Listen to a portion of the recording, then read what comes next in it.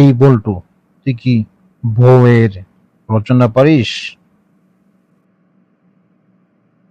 জি sir, পারি। তাহলে বল বউয়ের রচনা কেমন পারিস? বউয়ের রচনা। বউ একটি গৃহপালিত প্রাণী। এরা গিন্নি নামেও পরিচিত।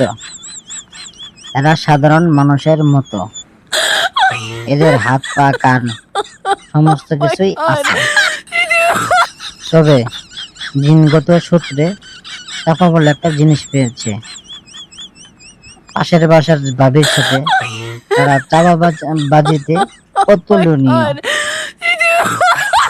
আর হিন্দি সিরিয়াল তাদের কাছে দেখতে কেএফসিতে মুরগি খাওয়া থেকেও অতি উত্তম। এবং হাজবেন্ডের সাথে ঝগড়া করে জয়ী না হওয়া পর্যন্ত তারা সংগ্রাম চালিয়ে যেতে থাকে।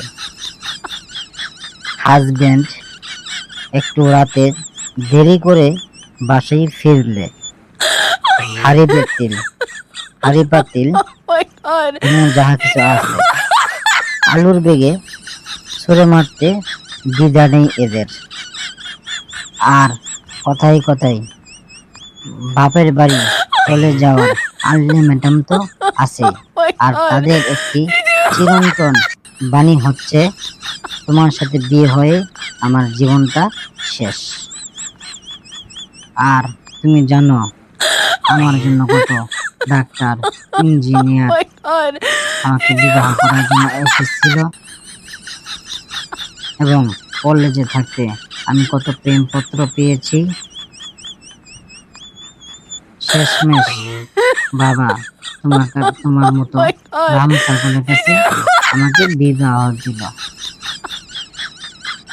তারপর কেঁদে কেঁদে নাকের পানি চোখের পানি এক করবে,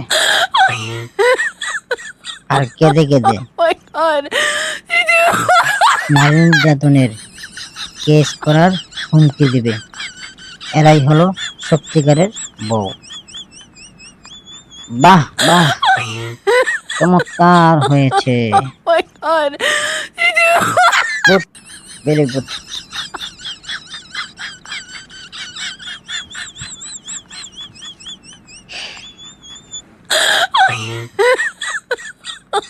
Oh my god.